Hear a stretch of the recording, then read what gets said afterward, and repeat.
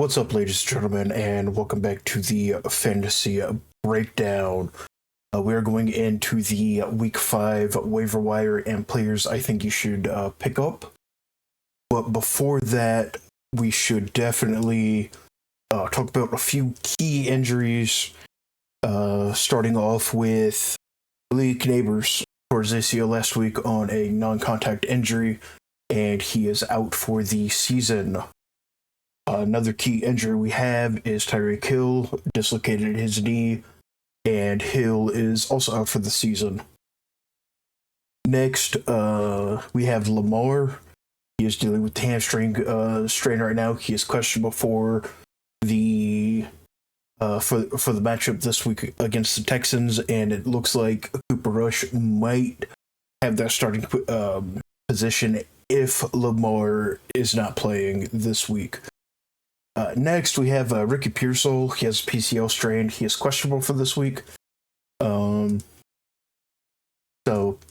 that's just a couple things to look out for. Injury-wise, I think Pearsall and Lamar might be game-time decisions. If not, we will definitely know their injury status before the end of the week going into the games that they play. And then we are going to go ahead and get started with our waiver wire pickups. First player I'm calling for CJ Stroud. Definitely broke out of a slump against the Titans, and he does have a favorable matchup against a weak Ravens defense and their secondary that has a bunch of injuries and holes. And he could see another big game this week. So far, Stroud is So far, Stroud has 52.5 fantasy points, averaging 13.1 fantasy points a game, 4 touchdowns to 3 interceptions at 832 yards. Next on our list, I have Woody Marks. He led the Texans running backs in terms of yards last week against the Titans, and I think he has a pretty favorable matchup this week against the Ravens. Similarly with Stroud, the Ravens do have a weaker defense with all of their key injuries, and I give it a couple more weeks, and Marks could be seeing that RB1 call, taking over the spot from Nick Chubb. So far on the season, Woody Marks has 38.9 fantasy points. He is averaging 9.7 fantasy points a game, 2 total touchdowns.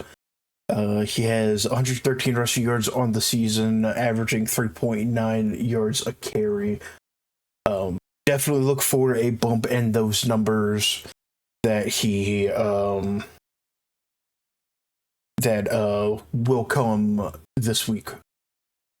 Next on our list, we have Darius Slayton.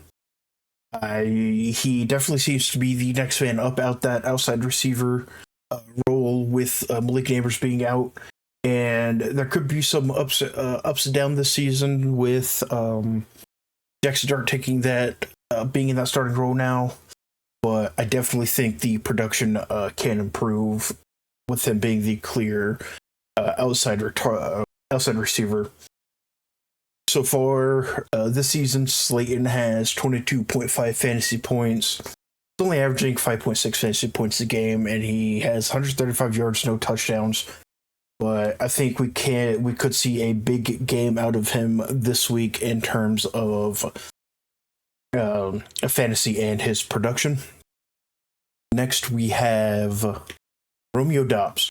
Now, they are going into a bye this week, and I definitely think he could be worth the stash after he did have the biggest game of his career against the Cowboys, and he does seem to be the number one target and Jordan Love's favorite target this season. He has 54.9 fantasy points, averaging 13.7 points a game with 4 touchdowns and 179 yards. I wouldn't be surprised if we saw a multiple touchdown game with them coming off the bye, and someone that I would definitely pick up off the waivers if he is still there in your league. Next up, we have Dallas Goedert. He could still be on waivers after missing some time early this season due to injury. And if he's still there, I would definitely get on that waiver wire hype and try and get that move for him. He is one of the few pieces in the Eagles passing game that I think you can trust. So far this season, he has 41.4 fantasy points, averaging roughly 13.8 points a game with 3 touchdowns and 114 yards.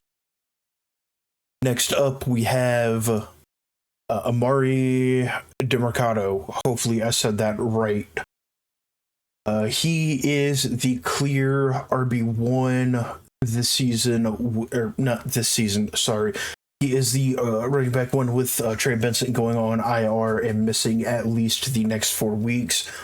And just like Woody Marks had last week, we could see a big game from him this week against the Titans, where he could put up double-digit points in a game.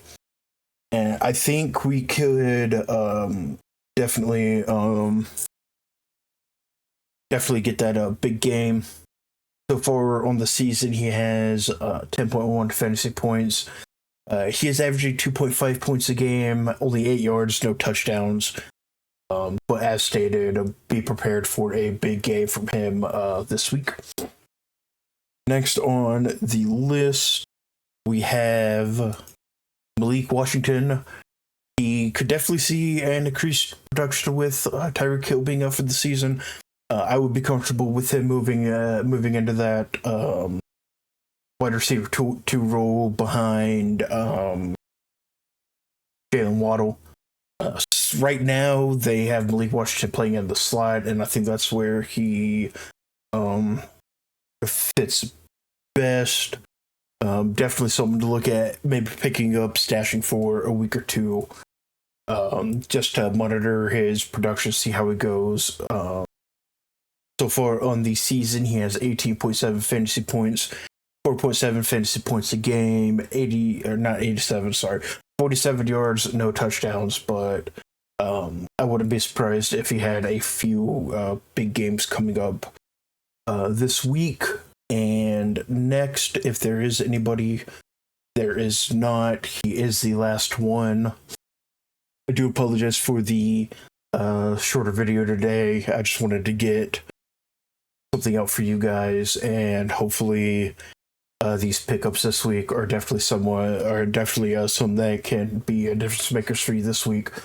With all the injuries and the bye weeks going around, if you do have any questions, feel free to leave them down in the comments below. And this has been the fantasy breakdown, and I hope you guys have a great week, and you guys get those wins. Have a good week.